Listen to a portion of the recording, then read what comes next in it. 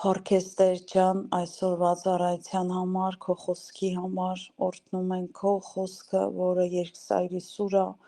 որը գալիս է մեզ մեր տեղում դնելու, մեզ մաքրելու, սրբելու, առանձնացնելու։ Շնորհակալ ենք Տեր Աստված, օրհնում եմ այսօրվա խոսքդ Հիսուս Քրիստոսի անունով, ամեն։ Ինչպես գիտեք, սիրելի քույրեր, եւ ովքեր որ կլսեն, որ թեման վերաբերվում է որփի մտածելակերպին եւ սա երկրորդ մասն է եւ ենթավեռնագիր եմ դրել սատանայի անկումը եւ որփության ակունքը, սկզբնաղբյուրը որտեղից էր։ Ինչու է իրականում Աստված ողջ մարդկությանը որբ համարում եւ կարծես թե ամբողջ աշխարհը մի մեծ որբանոց։ Այս տեսակետը հասկանալու համար, որ ամբողջ աշխարհը գտնվում է որփության վիճակում, մենք պետք է վերադառնանք նրա ակունքներին։ Եկեք միասին նայենք Եսայի 14-րդ գլուխը, որտեղ վարագույրը բացվում է, այսպես ասված, եւ մենք տեսնում ենք, թե ինչ է տեղի ունեցել նույնիսկ մարդկության ստեղծվելուց շատ առաջ։ Այս մարգարեի կողմից Բաբելոնի թագավորի մասին ասված մարգարեությունն է, բայց շատ մարգարեություններ ունեն մեկից ավելի մեկնություն եւ կիրառվում են մի քանի մակարդակներում։ Իրականում մարգարեական խոսքը չես կարող մեկնել մի ձևով։ Մարգարեական խոսքը կարող ես բացել ու բացել ու բացել ժամանակի հետ կապված ինքը կարա ավելի բացվի եւ իրավիճակների հետ։ Ուզում եմ նայենք 12-րդ համարից Եսայի 14-ի 12-ից, որտեղ ասում է. ինչպես վայր ընկար երկնքից, ով առավոտված ակող արուսյակ, կտրվեցար գետինն ընկար, ով ազգերին նկուն անող։ Բայց այս համարից սկիզբը Բաբելոնի թագավորի մասին է մարգարեանում Եսայի մարգարեն եւ 12-ից կարծես թե ընդհանրապես փոխվում է եւ խոսքը գնում է արուսյակի մասին, այսինքն սատանայի։ Բայց ինքդ ասում էիր քո սրտում վեր կհելնեմ երկինք, Աստծո աստղերից բարձր կդնեմ իմ աթոռը, կնստեմ աստվածների ժողովի սարի վրա, հյուսիսի ծայրերում, վեր կելնեմ ամպերի բարձրության վրա, բարձրերում կնմանվեմ, բայց դու դժոխքն ես իջել գուբի խարխորատները, քեզ տեսնողները հիանում են քեզ վրա եւ դնդղելու, այն մարդը սա է, որ սասեցնում էր երկիրը, դողեցնում էր թագավորներին, սա արդեն նորից փոխվում է կերպարը, կարծես թե Բաբելոնի թագավորի մասին է խոսում։ Եվ ուզում եմ անդրադառնամ ընդհանրապես մի քանի կետերի, որ այստեղ սատանան կամ արուսյակը ասում է։ Երկինքը կհելնեմ, առաջին բանը, որ նա ասում է։ Իմ գահը կդնեմ Աստծո աստղերից էլ վեր, կնստեմ աստվածների ժողովի լեռան վրա, եւ ծայրերում հյուսիսային կբարձրանամ, չորրորդը ամպերի գագաթին կլինեմ, կհասնեմ կամ հինգերորդը կնմանվեմ ամենաբարձրյալին։ Ես վստահ չեմ, թե դա ինչ է նշանակում, բայց ուշադրություն դարձրեք ես կանեմ բառի վրա, բառակապակցության վրա, որ անընդհատ նա կրկնում է ես կանեմ։ Նա ասաց ես կբարձրանամ եւ նրա վերջնական փառասիրություններ եւ ես ինձ կհավասարացնեմ, բարձրյալին ասում էր։ Լուսիֆերի սրտում ծագած փառասիրություններ, որ ուզում էր իրեն նմանեցնել Աստծուն, զբաղեցնել նրա տեղը եւ ի վերջո դառնալ նրան հավասար եւ ընդհանրապես ուզում էր անկման բերեր, հաղթանակեր եւ գաղտնիք չի լինի ասել, որ այսօրվա սատանիստները նույն խապկանքով խապնված են, որտեվ երբ որ լսում ենք Ջոն Ռամիրեսի և էքս-սատանիստների վկայությունները, նրանք ասում են, որ սատանան ասել է, որ այո, գրված է, այո, Աստվածաշունչը տեղին է և լինելու է այդ պատերազմը երկնավորներում և Հիսուսը գալու է, բայց մենք նրան քշելու ենք, իրենք այդտեղ փոխում են Աստծո խոսքը, իրանց գրքին են տանում սատանիստներին և ասում են մենք ոչ թե հաղթելու ենք, այլ քշելու ենք Հիսուսին և այս երկրի վրա ունենալու ենք արքայություն և այստեղ ովքեր որ սատանիստ են լինելու կամ չգիտեմ էլ ինչ կեղտոտ բաներով զբաղվողները նույնպես, միայն սատանիստները չէ, այնտեղ կան մասոններ, կան հազար ու մի տեսակ շեղված կախարդներ ու չգիտեմ ինչեր։ Բոլորը այս մտքով են, այս երկյուղով սատանայի վախը նրանց սրտի մեջ է, որ նրանք նախ հետդարձի ճանապարհ չունեն, եթե Քրիստոսը չազատի իրանց։ Եվ երկրորդ բանը նրանք վստահ են, որ սատանան իրանց մեծ փառքեր, հարստություն և դիրքեր է տալու այս երկրում, թագավորներ են լինելու իրենք։ Սա նույն խաբկանքն է, ոնց որ չի դադարել ինքը այդ պարտվելու մտքից, մինչև վերջ նույն միտքը ինքը տանում է և նրա տեղը կզբաղեցնե։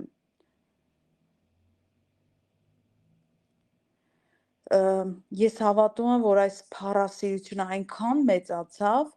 որ նա իրականում հավատում էր այդ ամեն ինչին, որ հաջողության է հասնելու։ Եվ երբ որ մեր Տեր ու Փրկիչ Հիսուս Քրիստոսը խաչվեց, նա չէր գիտակցում, որ իր ըմբոստությունը կհանգեցնի իր վերջնական անկմանը և պարտությանը։ Եվ շատ նմանատիպ մի համար, ովքեր որ սիրում են այս համարները ուսումնասիրել, շատ լավ գիտեն այս համարների տեղը, Եզեկիելի 28-ի 12-ից 19-ում է գրած, ամբողջը չեմ կարդա, բայց որոշակի հատված ուզում եմ կարդամ։ Կրկին, սատանայի արուսյակի մասին է այստեղ գրված։ Դու կատարելության կնիքն ես լիքը իմաստությունով և գեղեցկությամբ կատարյալ, 12-րդ համարը։ Ուշադրություն դարձրեք նրա բնույթներին, բնավորությանը, կատարյալ, գեղեցիկ, իմաստուն, սրանք նրան մինչև այսօր նա սրանցով օժտված է։ Աստվածը ոչինչ ետ չի վերցնում, ինչ որ տվել է և օժտել է։ Եդեմում Աստծո դրախտում էիր, բոլոր պատվական քարերը քո ծածկոցն էին, սարդոնը, տպազիոն, ադամանտ, ոսկեքար, եղեգնաքար, հասպի, շապրո, կարեկեհան, զմրուխտ, քո թմբուկները և քո սրինգների գործիքը քեզ համար քո ստեղծման օրը պատրաստվեցավ։ Աստված նրա համար գործիքներ էր պատրաստել, նա ստեղծված է, որպեսզի հասկանանք, գիտություն ունենանք հոգևոր դասակարգման, արարչագործության ամենասկզբի մասին պետք է շատ ուշադիր լինենք այս բառերին։ Դու մի օծված քերովբե էիր, նա ոչ այլ ինչ էր, այլ միայն քերովբե, նա չէր կարող համեմատվել երրորդության ինչ-որ անձի հետ կամ Աստծու հետ համեմատել իրան, կամ իր ուժերը հավասար դասեր, որ պատերազմեր ու մի հատ էլ հաղթեր։ Նա պարզապես քերովբե էր, քերովբեն միջև այսօր կան քերովբեներ, որոնք ծածկում են Աստծուն, նրանք հզոր պատերազմողներ են, հետևաբար արուսյակը սատանան օծված էր հզոր պատերազմի մեջ, երկրպագության և փառաբանության վրա էր դրված, ինստրումենտներից ամենագիտելիքներով օժտված, նա շատ գեղեցիկ էր, հարստությունը, այդ բոլոր քարերը նրան էին պատկանում, Այսինքն, երբ որ դու նայում ես նրա կարողությանը, նրա ձեռքի տակ եղածը, նայես ամեն ինչով այսօր, հա, եւ սկզբից մինչեւ այսօր խաբում է մարդկությանը։ Եվ ամենակարևոր բաները, որ նա խաբում է մարդկությանը, դա փառքն է, հարստությունը, երաժշտությունը, հա, այդ ռոկը եւ այդ թմրամոլությունը եւ բոլոր տեսակի բռնվածությունները եւ շնությունը, հա, որը որ իրոք ամենազզվելի առատ մեղքն է այդ շարժերի մեջ։ Քո առևտուրի շատության համար լցվեց քո ներսը զրկանք եւ դու մեղանչեցիր, եւ ես քեզ իբր պիղծ հեռացրեցի Աստծո սարից եւ քեզ փչացրեցի, ով ծածկող քերովբե։ Այստեղ տեսեք նույնպես քերովբեին անվանում է ծածկող, կրակի քարերի մեջիցը։ Եվ այդպես շատ խորհրդանշական է, կա սենց մի ուսմունք, որը որ Աստվածաշնչից մի փոքր հա դուրս է, բայց 5 գրքերում,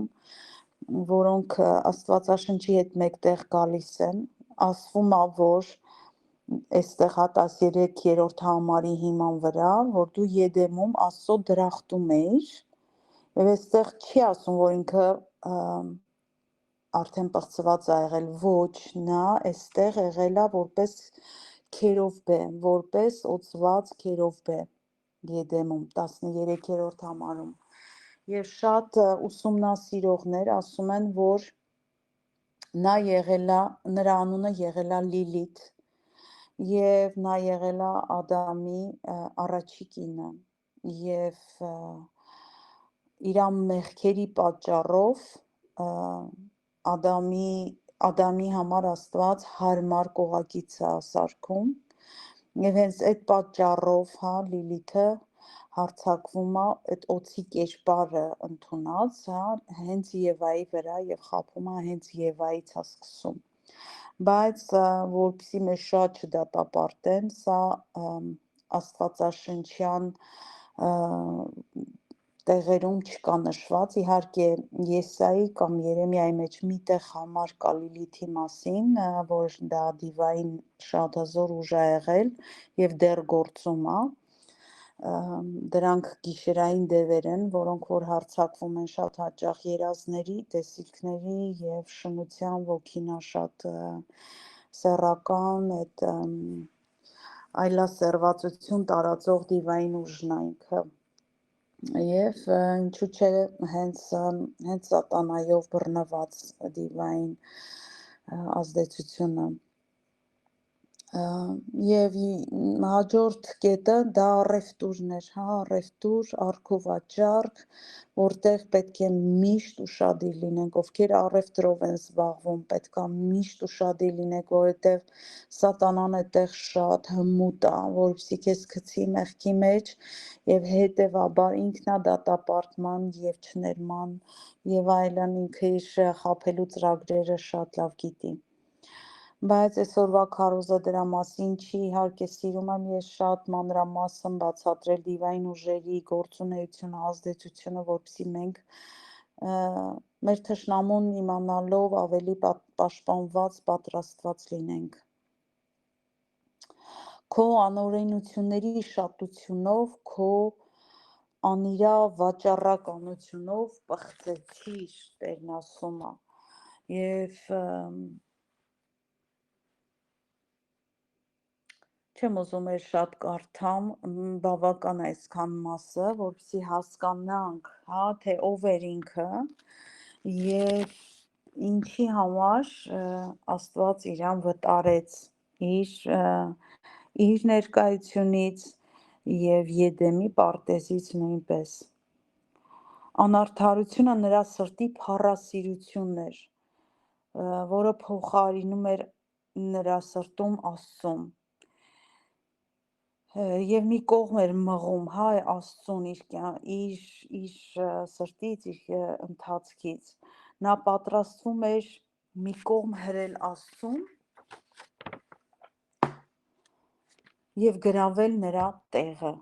որպեսզի նա կարողանա անել այն, ինչ ուզում էր, դառնալ իր կյանքի ամենաբարձր հեղինակությունը։ Այսօր էլ դա է բոլոր մեղքերի հիմնական շարժառիթը եւ իրականում այսօր ասած դա նշանակում է որ մի ոգին գործում է այսօր շատ մարդկանց մեջ եւ ուզում եմ նորից կարդամ այս մասը որովհետեւ շատ կարեւոր է իմ համար սրանով կարող ես քննել մարդկանց նա ուզում էր գրավել Աստծո տեղը որպեսզի նա կարողանա անել այն ինչ ուզում էր եւ դառնալ իր կյանքի ամենաբարձր հեղինակությունը այսօր էլ դա է բոլոր մեղքերի հիմնական շարժառիթը իրականում երբ որ դու կտեսնես մարդկանց որոնք չեն ուզում ենթարկվել չեն ուզում հնազանդվել դրանք կլինեն կանայք իրենց ամուսիններին կլինեն երեխաներ իրենց ծնողներին կլինեն եկեղեցի հաճախորդներ իրենց ծառայողներին կլինեն մարդիկ պետական իրենց վրա դրված մարդկանց անհնազանդ չեմ ասում հա ինչ որ մեղսալից բաներ ասեն անեք եւ ասես ըմբոստանաս ու ասես չեմ անում ոչ դրա մասին չի խոսքը այլ ըմբոստ էության մասին է խոսքը որը որ դիվային է ես ուզում եմ այսօր դու դա վերցնես քո համար եթե ինչ որտեղ զգաս արմատ Սա Լուսիֆերի արուսյակի վայր ընկած այդ դիվային ուժի ազդեցությունից է որ քո մեջ ինչ որտեղ ինքը դուռ է տեսել ու այս ամենը բերել է քո մեջ եւ դու միշտ խնդիրներ կունենաս քո վրա դրված մարդկանց հետ եւ Աստծո հետ իրականում Եվ 16-րդ համարում ասում է ձեր առևտրի առատության պատճառով դուք լցրեցիք բռնություն եւ մեղանչեցիք եւ այնուհետեւ ասում է հետեւյալ խոսքերը 17-ում քո սիրտը հպարտացավ քո գեղեցկությամբ քո շքեղությամբ դու կործանեցիր նաեւ քո ապականված իմաստությունը եւ իրականում իմաստություն կա որ դժողքից է ես անցած ծառայությանն էլ ասեցի Հակոբոսի թղթի մեջ է գրված Տերն ասում է ով որ իմաստության կարիք ունի խնդրեք կտրվի դա աստվածային կտրվի բայց իմաստություն կա մարդկային իմաստություն որը դիվայինն է որը դժողքից է ասում է Տերը եւ սա հենց սատանայից է գալիս իմաստուն են նրանք կարող են Այսօր հա շատ բաներ գիտությունը շատացել է շատ բաներ են անում բայց արդյոք դա Աստծուց է ոչ շատ բաներ հենց դիվային առաջնորդությամբ արվում է որպիսի ները գա եւ թագավորի պատրաստվում է նրա հարթակը իրականում եւ մի այլ թարգմանության մեջ ասում է ես քեզ վտարեցի Եվ այս տերմինը կամ ես քեզ գցեցի մի ուրիշ տեղ ասվում է այսպես, հա, այսինքն նա իր հաստատությունն ուներ եւ Տերը այդ հաստատությունից գցեց իրան։ Հիսուսը տեսավ, որ սատանան կայծակի պես վայր ընկավ երկնքից, եթե հիշում եք, երբ որ աշակերտները գնացել էին դևեր էին հանել եւ հիվանդների վրա էին աղոթել, եկել էին եւ պատմում էին Հիսուսին, Հիսուս էս համարն ասեց ես տեսա նրան, որ կայծակի պես վայր ընկավ։ Իրականում նա այլևս այնտեղ չի, հա, այստեղ է, բայց երբեմն շատ հազվագյուտ, հա, ես էլի եմ այս ուսմունքին եմ հարում, որ ինքը գիշեր ցերեկ այնտեղ չի կարա լինի։ Դա գրված է որ գցվել է ինքը այնտեղից նա պետքա տիրոջ թույլատրությամբ որոշակի հարցերով երկնային դատարան գնա կամ ինչ որ մեկի հետ կապված տիրոջ թույլատրությունով ինքը գցված է ինքը այնտեղ տարածք չունի այլևս Եվ իրականում դա շատ տպավորիչ մի բանն է, որ Հիսուսը տեսել է, ինչպես է սատանան երկնքից վայր ընկնում երկրի վրա, նա գցեց գետին, հեռու Աստծո ներկայությունից, հեռու Աստծո լեռից, երկնքից, երկրի վրա գցվեց, նա եւ իր հետ տարավ, ինչպես գիտենք, հրեշտակների 1/3 մասը, Հայտնության գրքում կա մի այդպիսի համար եւ ասում է նա իր պոչով գցեց 1/3 աստղերին եւ իրականում Աստվածաշնչում, երբ որ հանդիպում ենք աստղեր, շատ հաճախ դա ի նկատի ունի մանավանդ Հայտնության գրքում հրեշտակներին։ Իրականում Աստված սիրում էր իրան, իր արարված ժամանակ, իր ծառայության ժամանակ, բայց Աստված հեռացրեց իրան ոչ թե Աստծուց, այլ հոր սիրուց։ Նա հեռացվեց հոր սիրուց։ Հիմնական կետը, որ ես ուզում եմ այսօր նշել, որի վրա հիմնված է այս թեման նույնպես, դա այն է, որ Լուսիֆերը հետապնդվում էր Բարձրյալին գահակից անել իր մութ փառասիրությունով։ Նա իրականում ասում էր իր էությամբ ես Աստված եմ, հայր եմ եւ երկինքը միշտ լցված է եղել ինձանով, բայց իրականում միայն հայր Աստվածն է երկնքում հայր եւ մեկ համար կա ամբողջ Աստվածաշնչում Հիսուսի մասին, որ ասում է հավիտենության հայր Եսայի մեջ եւ ընդհանրապես հայր Աստվածն է, որ շատ հաճախ ինքը լեգալ հայր է, մեծատառով հայր է եւ լցված ամբողջ երկինքը նրա հայրությունով։ Իրականում, եթե այս ամեն ինչը վերլուծենք, Լուսիֆերը ասեց, որ ես չեմ ուզում հայր ունենալ, ինձանից վեր, ես ուզում եմ լինել հայր։ Ես ուզում եմ սա նույնպես կրկնեմ, Լուսիֆերն ասում է, ես չեմ ուզում ունենալ հայր, ինձանից վեր, ես ուզում եմ լինել հայր։ Եվ այս խոսքերը շատ հաճախ մենք լսում ենք, շատ հաճախ այսօրվա երիտասարդությունը կասի, իրենց ծնողներին կանարգեն, շատերը կանայք իրենց ամուսիններին կանարգեն, դու ով ես, որ ինձ ասես, դու ով ես, հա, բայց դասակարգում կա Տիրոջից դրված, եթե ուզում ես օրհնված կյանք ունենալ, դու պետք է հարգես Տիրոջ կողմից դրված դասակարգումը, Աստված, ամուսին, կին, երեխա եւ նաեւ ծառայողներ, որոնք մեր վրա դրված են։ Ես չեմ ասում բոլոր ծառայողներին, որոնք որ քո ծառայողն են, որոնք որ սիրտ ունեն, սրտացավ են քո համար, որ այսօր մատդ ոտդ փուշ մտնի, կվազդեն, կհասնեն, կօգնեն, սիրտ ունեն քո համար, դու այս ծառայողներին պետքա մանավանդ խոսքի ծառայողներին, շատ հաճախ եմ այստեղ ասել, պետքա պատիվ տալ եւ ինչու՞ չէ, հա, բարեխոսական աղոթող ծառայողներին, որոնք ժամերով կարող է քո համար աղոթեն, կամ մի բան լինի ծնգցնես վազեն, իրականում պետքա մեր վրա դրված դասակարգմանը մենք պատիվ տանք։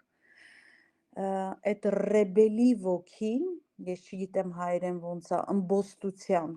ըմբոստության ոգին, իրականում ռեբել, էդի դիվային ուժ է, երբ որ մենք այդ ոգու դեմ պատերազմում ենք, ես հենց այդպես էլ անվանում եմ ըմբոստության ոգի, դա լինելու է աշխարհի վերջի ամենաուժեղ դևերից մեկը, որը լինելու է մասնավոր երիտասարդների մեջ, նոր սերնդի մեջ, որոնք շուտով կկարդամ այդ համարը նոր կտականից, տիրելու է ամբողջ աշխարհին։ Ահա թե որտեղից է սկսել որբությունը Լուսիֆերից։ Նա ուներ հայր եւ ըմբոստացավ եւ ասեց ես չեմ ուզում քո հայրությունը։ Ես չեմ ճանաչում քո հայրությունը։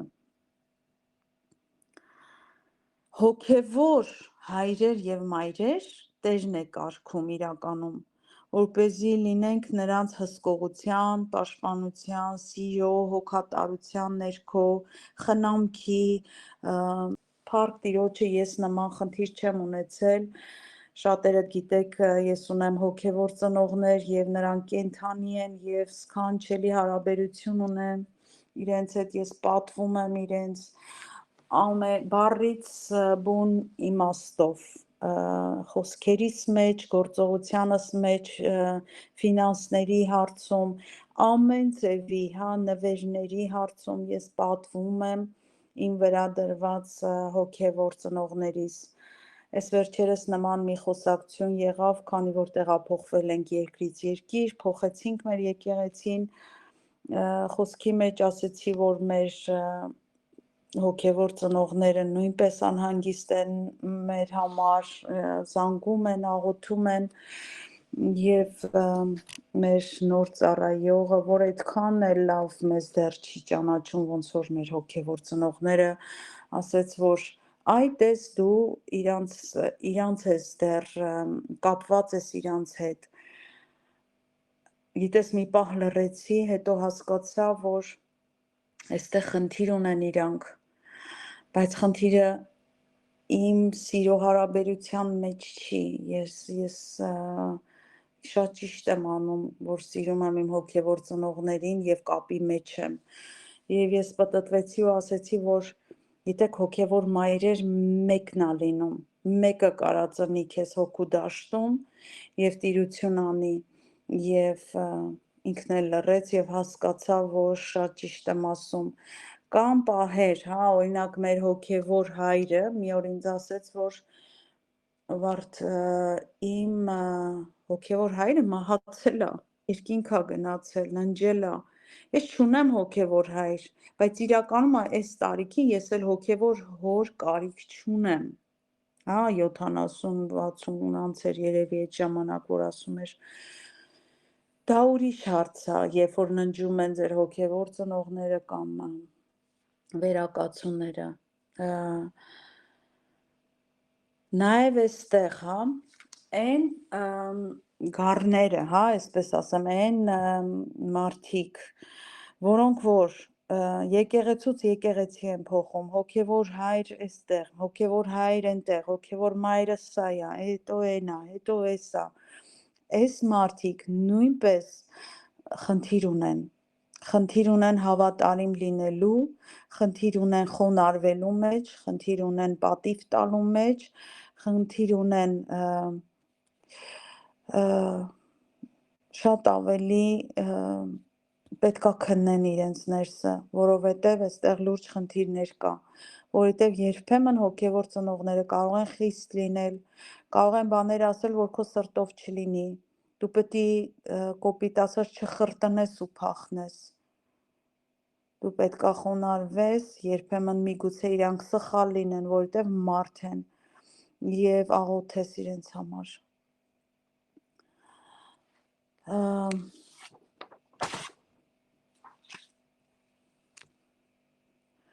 Եվ ովքեր որ ունենում են իրենց կյանքում հոգևոր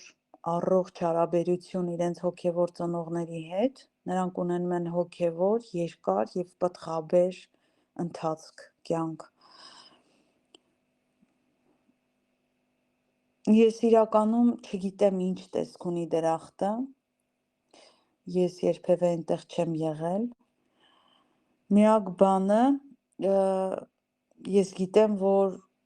այնտեղ դրախտում արև չկա, քանի որ Աստված ինքն է այնտեղ լույսը եւ հայրը բոլորի, Աստված լցնում է երկինքները, դա նշանակում է, որ դրախտը լի է սիրով, իր լույսով, իր հայրությունով, մենք կապրենք մի միջավայրում, որտեղ սեր եւ միայն սեր է տիրելու, բացարձակ համատարած սեր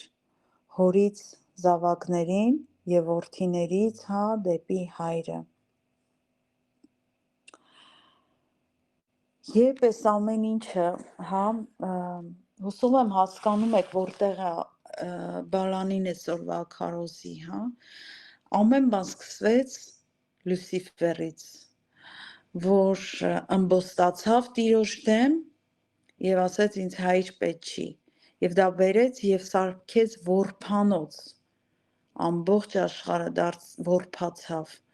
եւ Քրիստոս եկավ եւ որդեգրեց մեզ, եւ ասում է դուք օտար ճյուղեր էիք, ես ձեզ տնկեցի, եւ նա տնկեց մեզ իր վրա, որպեսզի դառնանք իրենը, մենք որդիներ ենք, մենք որդեգրվեցինք, Քրիստոսինն ենք, բայց երբ որ ուզում եմ նայենք միասին Տիմոթեոսի, երկրորդ Տիմոթեոսի 3-րդ գլուխը, շատ ճանաչված համար, նաև շատ ուսումնասիրվող վերջի ժամանակների համար, ուզում եմ կարդամ հենց առաջի համարից, երկրորդ Տիմոթեոսի 3-րդ գլուխ առաջի համարից, սա իմացիր, որ վերջի ժամանակները չար ժամանակներ են լինելու, որովհետև մարդիկ լինելու են ինքնասեր, արծաթասեր, ամբարտավան, նայեք այս ամեն բառերի մեջ տեսեք սատանայի բնույթները, հայոյիչ, հպարտ, ծնողներին անհնազանդ, սա նույնպես ծնողներին անհնազանդ, դա նաև կարա լինի հոգևոր ծնողներ, մարմնավոր ծնողներ, սկեսուր, սկեսրար, մի քիչ ուզում եմ ձեր մտածելակերպը լայնացնեք եւ կարդալուց լայն մտածենք, ապերախտ, անսուրբ, անգութ, անհաշտ, բանսարկու, բամբասող, վայ այսօր ինչքան են բամբասում մարդիկ, այս ինտերնետ կոչվածը մարդկանց սարքեց բանսարկու էլ ավելի, ստեղից մի բան, ընդեղից մի բան, լցնում, կպցնում, սարքում, մանավանդ այսօրվա ժուրնալիստները, սենց չես ուզում լսես այլևս,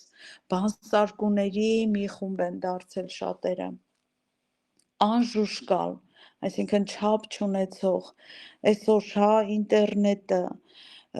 օգտագործելը, չափ սահման չկա, ուտելիքի մեջ չափ սահմանը կորցրել են, բռնված մարդիկ չափ ու սահմանը կորցրել են, դաժան են դառել, դաժան, անբարեսեր, ցանկասեր, քան թե աստվածասեր, որ աստվածպաշտության կերպարանքը ունենք, Տերը իր կերպարանքով է մեզ ստեղծել, բայց նրա զորությունը ուրացել են, նրանցից էլ ետ քաշվիր, տեսեք ինչ ասում Տերը, ետ քաշվեք, նման բնույթներով մարդկանցից ետ քաշվեք, դուք չունեք իրանց հետ մեկանալու, Սաղմոս 1-ի մեջ ասում, նրանց նստած տեղը մի նստեք, ինչ գործ ունի լույսը խավարի հետ, Եվ իհարկե մենք պետք է ավետարան քարոզենք, պետք է աղոթենք, ազատագրման ծառայություններ անենք նման մարդկանց համար, բայց երբ որ զգում ես, որ նրանք չեն ուզում, քո վարքը կպղծվի, երբ որ դու իրանց հետ շփվես, եւ ինչ է այս վարքը իրականում որբ մտածելակերպի վարքն է, որը որ այս աշխարհի չափով, հա, եթե չափենք տոկոսային մեծամասնությունը այս վիճակի մեջ է, ցավոք սրտի անգամ շատ եկեղեցիներ են այս վիճակի մեջ, որփի մտածելակերպ ունեն, նրանց սպասումները մարդուց է, ոչ թե Աստծուց, նրանց մտածելակերպը միջև իրանց տեսադաշտն է, ոչ թե երկնավորները, նրանց քարոզները ինքնակենտրոնն է, իրենց գրպանները հարստացնելու համար է եւ այս նման ծառայողներից ես ինքս եմ փախնում թափ եմ տալիս իմ ոտքերը եւ գնում եմ այն ուղղությամբ որ Տերն է ինձ ուղղորդում եւ Փառք Տիրոջը իրականում այն հոգիների համար որոնք որ որդեգրվել են եւ պահել են այդ որդիությունը մտածելակերպը որդի լինելու Իրականում չեմ ուզում էլ ավել խոսեմ, մի փոքր ուրիշ թեմա էլ ունեմ, բայց դա միգուցե առանձին, որը մի քիչ նման չի այս ուղերձին։ Ուզում եմ փակեմ այսօրվա ծառայությունը եւ աղոթեմ Տեր, ես աղոթում եմ, որ այս խոսքերը Տեր փոփոխություն բերեն մեր կյանքերի մեջ, փոփոխություն բերեն մեզանից սկսվի Տեր փոփոխությունը, որովհետև փոխված կյանքերը միայն կարող են փոխել կյանքեր, որովհետև իրականում ով որ Աստծուն ճանաչում է,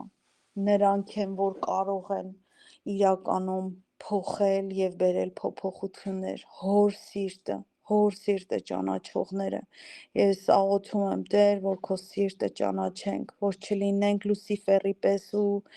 ըմբոստանանք եւ ասենք մեզ Հայր պետք չի, մենք ինքներս, ոչ, Հայր դու մեզ պետք ես էլ ավելի Տեր, ես աղոթում եմ Տեր, որ միշտ քեզ մեր առաջին տեսնենք, ոչ թե մեր ետևում լինես, քեզանից առաջ ընկնենք, ըմբոստանանք ու գնանք, Տեր, միայն քո ետևից, միայն քո մեջ լինելով Տեր, աղոթում եմ բոլոր լսողների համար, ովքեր հետագայում կլսեն այս խոսքը, որպեսզի ապաշխարություն գա, որդեծնություն գա, Տեր, հոգու դաշտում, Տեր, բարձրացնես հոգևոր հայրեր եւ մայրեր, որոնք կկարողանան որբ մտածելակերպից որդեգրության բերեն, որդիության բերեն, Տեր, Հիսուս Քրիստոսի զորավոր անունով, թող փառավորվես Հայր, Որդի եւ Սուրբ Հոգի, Ալելույա, ամեն։